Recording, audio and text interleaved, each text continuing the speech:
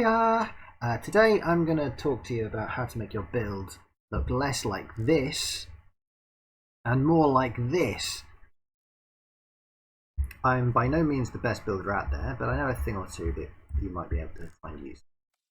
So the first thing I want to talk about is like the shape. So like the really common shape is this rectangle shape, which is fine, but I feel it kind of leaves a lot on the table and there's a lot of other things we can do.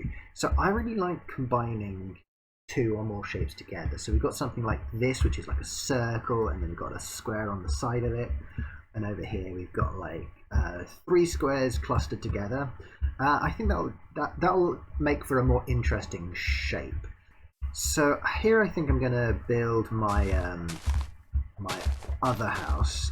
I'm kind of wanting to have maybe a really big circle and then a square attached to it. Let's see how that goes.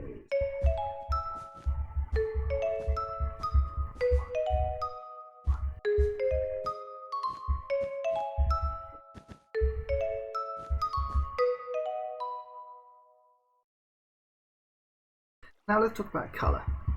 So colouring any piece of artwork is a complicated topic and I'm not going to go into it fully today. So I'll give you some basic advice. Personally, I like to pick two separate colours, kind of very different to each other, and just use them as my basis of the colour scheme. So can you see this wizard tower here that I built entirely out of spite?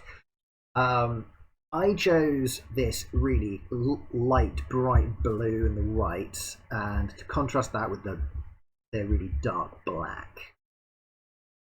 You can basically choose any two colours you want, and if you're confident enough with them, then they'll look good enough. It's fine. I've had a little think, and I've decided the blocks I'm going to use for my first colour is going to be basically white. So I'm going to use colours like this, like that, and then my second colour is going to be pink, because who doesn't like a nice cute white and pink combination? We've got our colours. Now let's talk about texture. When I say texture, I mean choosing a selection of like 2 or 3 blocks that are really similar to each other and then combining them in the same kind of colour. So an example of something that's highly textured are the walls here of my yet incomplete mega base. So basically we've got these mud bricks, the compacted mud and the jungle wood. They're all kind of the same colour and they're all placed together at the same part of the build. I'd now like to talk about something I think about, which is called the chaos factor. So this one's got a really high chaos factor because all of these blocks are just randomly thrown in and there's loads of different variation. But if we were to look at my wizard's tower, you would see that most of it is kind of the same colour. So we've got the ice blue and then all of the black stone, and there is relatively little like chaotic changing of colours. Now the amount of chaos factor you want will depend on your overall plan. So if there's something with a really small, if there's a really small bit of like something in your base, you probably don't want to have a really high chaos factor. But if there's something really big, like that, you probably want to have something just to make sure that it doesn't end up all looking exactly the same and super boring, okay? For this build here, what I'll probably do is have quite a high chaos factor for this one here, the light ones, because I'm probably making quite a large shape with them, and then probably with the pinks over here, I don't know, we'll see, probably a bit of chaos, but not quite as much.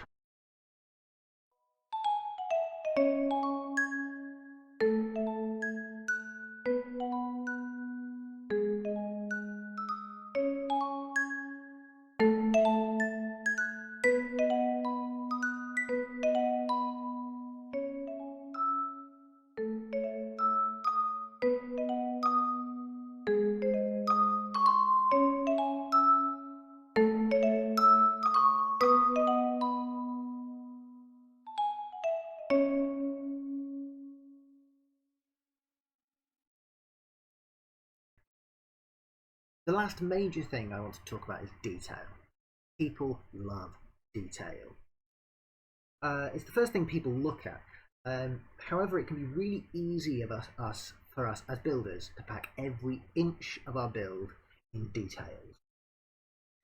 In reality, this can work for some builds, but in my experience, it usually ends up to all of the details competing for the same attention.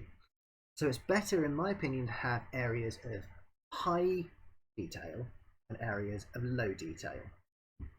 So I think for me, with this base, I think I'll put a window here somewhere, and I'll put a lot of detail here, and then lots of detail around here, and maybe something here. We'll see.